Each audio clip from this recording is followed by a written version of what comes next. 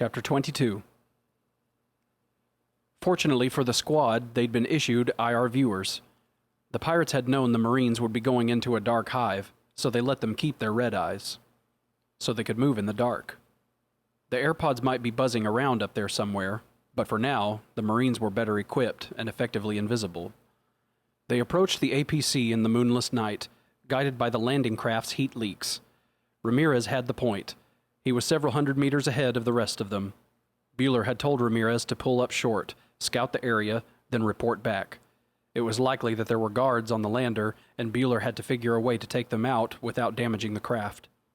Bueller was looking away from the lander when all of a moment the night turned to blinding day. "Shit," he said. He flipped the IR flat screen up and turned, using his own vision. The fireball from the APC was still spreading, dimmed somewhat and growing darker as it expanded outward and upward. They were far enough away so that the shock wave was fairly mild. It was like a hot wind, a sudden breeze off a desert at midday. Bueller dropped flat, but realized even as he did so that his reflexes were too slow. If it had been dangerous, they'd already be past tense. After a second, pieces of wreckage began to patter down.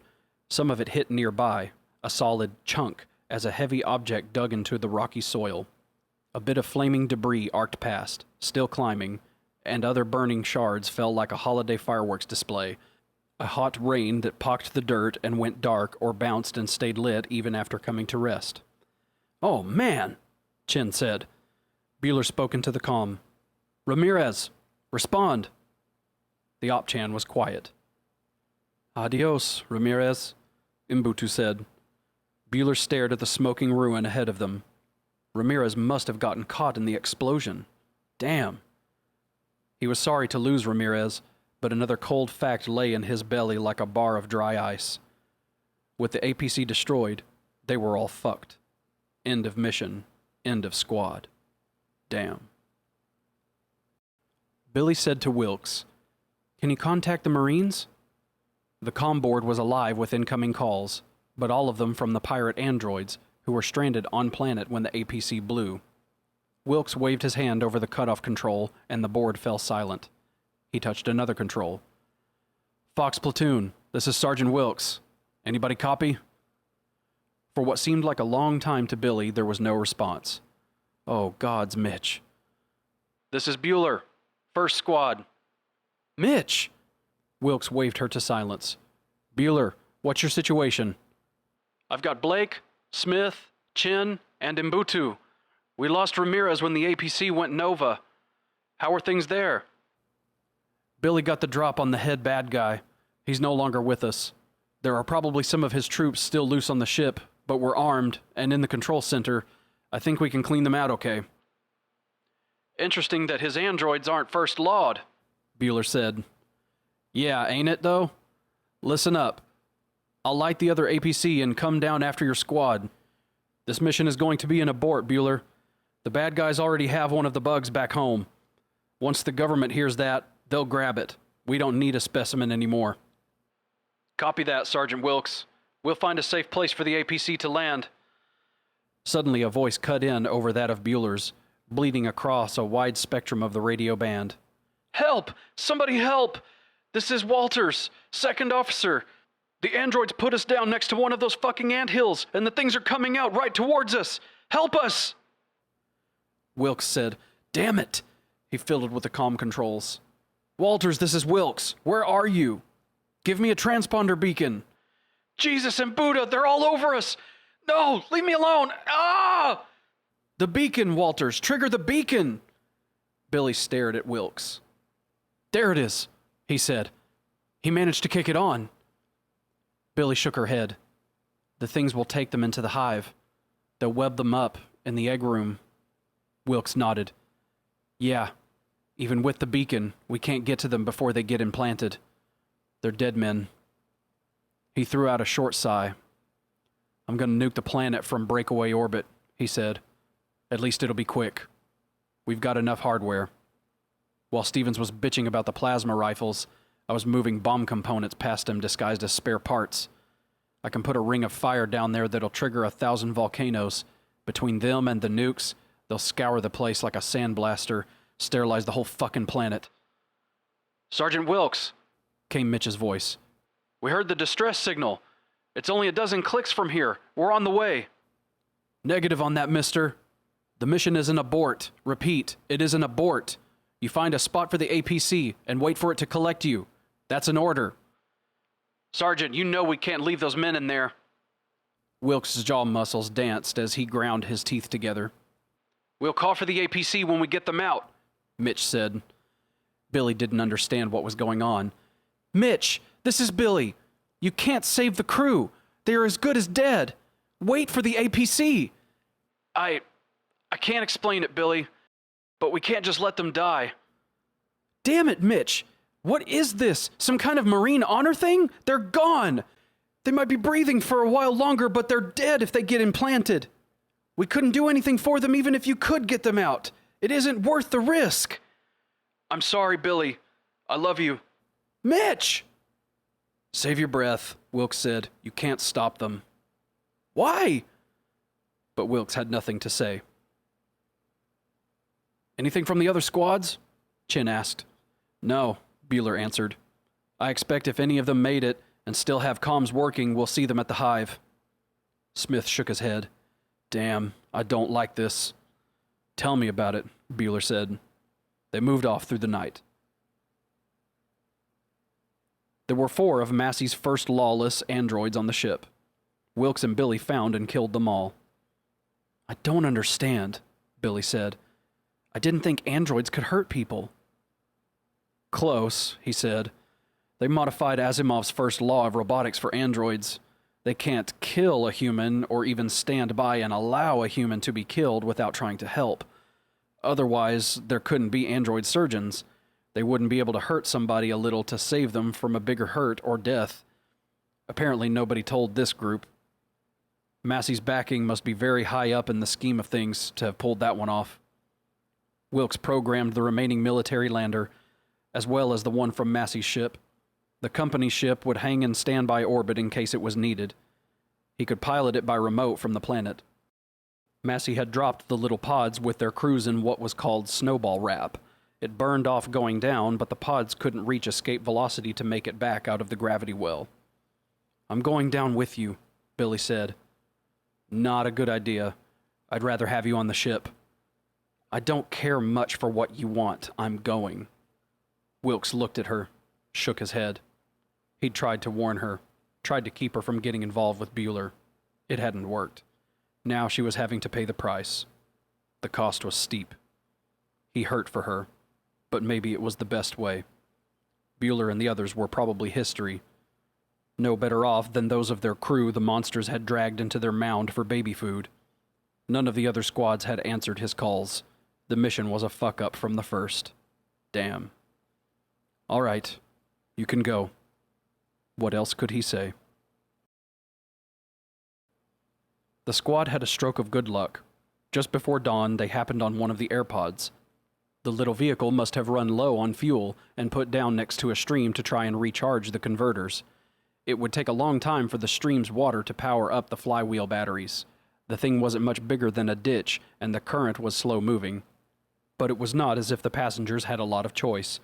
Running dry of power at 100 meters in the air would guarantee a landing nobody would walk away from.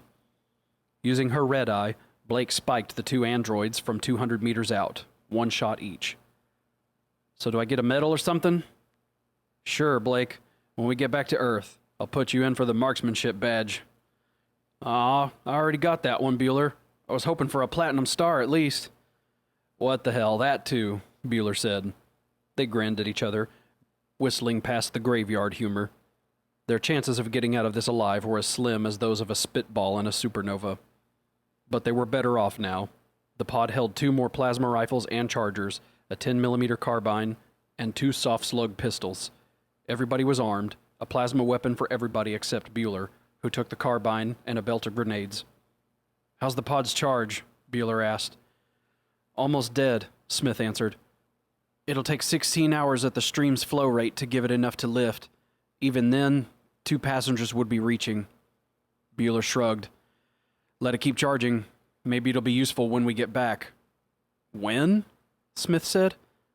My, ain't you the optimist. Let's move out. Dawn lit the eastern skies with the first reddish glimmers of day. "Red sky in the morning, sailors take warning," Smith said. "We're Marines," Bueller said. "Let the Navy worry about that shit." They marched toward the alien mound. As the APC fell from the Benedict's belly into space, Billy held her breath. Outside the ship's faux gravity field, she and Wilkes were suddenly weightless, and that cold, pit-of-the-stomach flutter made her want to throw up. She swallowed the bile that threatened to spew and took deep breaths through her nose. Mitch was down there and still alive. If they could get to the hive before he went inside, she could maybe stop him. If they were too late for that, then she would grab a gun and go in after him. "How long?" she asked.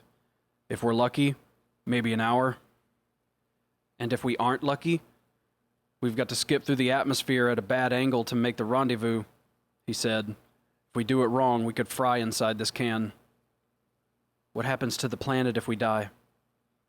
"If I don't put in a call to the ship in 6 hours, the computer drops the atomics and heads for home.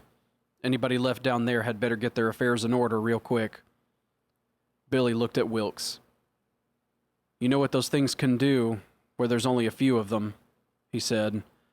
"I'm not taking any chances on leaving a whole planet full of them lying around for some other poor sucker to stumble on." She nodded. He was right. If they died, it was best to take the entire world with them. It was the only way to be sure. "There's the entrance," Mbutu said. "What's the drill?" "I'll take the point," Bueller said. "Move in after me in a 2 and 2. Mbutu, you and Chin in front. Blake, you and Smith covering our asses. We have the signal from the transponder. We go straight to it, recover the crew, come straight out." "Easy as falling down a grav shaft," Smith said. "You got a warped sense of humor," Blake said. "Somebody must have jiggled the tech's arm when he was installing your brain matrix." "Fuck you," Smith said. "If we get back to the ship, I'm all yours, lover." "That's great, Blake," Mbutu said. "Give him a reason to die quicker. Let's move in, Marines. People need our help in there." They were 200 meters into the mound when the first wave of aliens came at them, a dozen of the things, moving impossibly fast, fangs bared, claws extended. "Aim low," Bueller ordered. "Take out their legs." He snapped off 3 3-round bursts, waving the carbine in a short arc to his left, leaving the center and right of the corridor clear. Green beams flashed past him and burned limbs from bodies. Several of the things fell and skidded on the rigid floor, and others tangled with them. Bueller pulled the soft slug pistol from his belt. The exterior armor would stop the handgun's rounds, but when the things opened their mouths to extend those toothed rods, he fired his sidearm into the openings. The soft slugs tore through the tissue inside the heads very nicely, and the projectiles stayed inside the harder skulls, doing enough damage to be fatal, rattled around like a mad bumblebee in a jar. It was over in 5 seconds, and the 12 attacking aliens lay burned or shattered, smoke rising where the blood touched the hive. Not that something that acidic could really be called blood. "Don't step in the liquid," Bueller ordered. "Stuff's not eating into the floor much," Blake said. "Makes sense that it wouldn't," Chen said. "Wouldn't do to have holes burned in the building every time some drone cut its finger." "We're still 500 meters away from our quarry," Bueller said. "Let's move." The APC bounced, the ride bone-jarring despite the seat restraints. The atmosphere was cloudy, and visibility was nil. Wilkes hoped the computer controls knew what they were doing. The hull temperature was hot enough to melt silver in climbing. The belly, nose, and underwing tiles on the APC were designed to take a lot more friction than they were getting, but if the lander slewed too much to one way or the other, the heat could be a problem. If the skin burned through, it could cause fatal damage to the occupants in a matter of a couple of seconds. At least it would be fast. "Are we gonna make it?" Wilkes looked at Billy. His own voice chattered with the vibrations when he answered. "Maybe." Another wave of monsters clattered toward the squad, hissing as they moved. Bueller's carbine rumbled, a giant tearing heavy canvas, and the armor-piercing rounds punched through the bodies where they hit straight on, ricocheted off when they struck at an angle, making sparks like flint on steel. Chin was right behind Bueller, and his plasma beam rifle flared. the pulses making the walls glow with a sickly verdant gleam. One of the things tumbled, legs seared off at the knees. It skidded into Bueller, knocked him to the side against the wall. Bueller slammed into the surface, his head protected by the helmet, but his shoulder hit hard. The force of the impact twisted him so as he fell away, he saw what happened to Chin as if he were watching it on a holoviewer in slow motion. The legless alien spun, scrabbled with its taloned hands, and slid in at Chin under his line of fire. Chin tried to lower his aim, but too late. The alien opened massive jaws and bit, latching on to Chin's thigh. Chin screamed. He slammed the butt of the plasma rifle uselessly at the thing's armored skull. Blake yelled, "Don't move!" and slid over a step to shoot the alien that had Chin in its teeth. The alien's legs were gone, but it still had its tail. It speared Chin's belly, jammed the pointed tail through him so it emerged between two ribs on his back. The ribs broke through the skin, showing splintered bones. Blake fired, hit the alien behind the hinge of its jaws. The thing convulsed and the teeth sheared through Chin's leg completely. For a second he stood there on one leg, the monster's tail helping him stay up. Then he fell. Smith moved in to tug at Chin. The thing's tail still threw him, and another alien flew past Bueller, blocking for an instant his view. He managed to raise his weapon, even though it had all happened so fast he was still falling after his impact with the wall. Bueller fired. One of the slugs spanged off the alien, knocked its head sideways so it looked straight at Bueller. The other two rounds missed the alien. One of them found Chin and blew the top of his head off. Smith was close to the alien. As it twisted back to find him, Smith fired. He was too close. The focuser on the end of the plasma rifle nearly touched the thing. The beam pierced the alien's armor, but it also partially splashed. The plasma sprayed, and it hit Smith in the face. It cooked the flesh, boiled his eyes into steam. He fell back as the alien collapsed on him, its acid blood spewing onto Smith, eating through his armor and body, stinking smoke rising in a hot blast. Bueller hit the floor. He heard the hums of more plasma beams, saw the reflected green on the walls, came to his feet. The second wave was over. Maybe 20 more of the things lay dead, but both Smith and Chin also gone. That left only 3 of them to save the crew. Bueller looked at Blake and Mbutu. They nodded at him. Without speaking, they started deeper into the hive.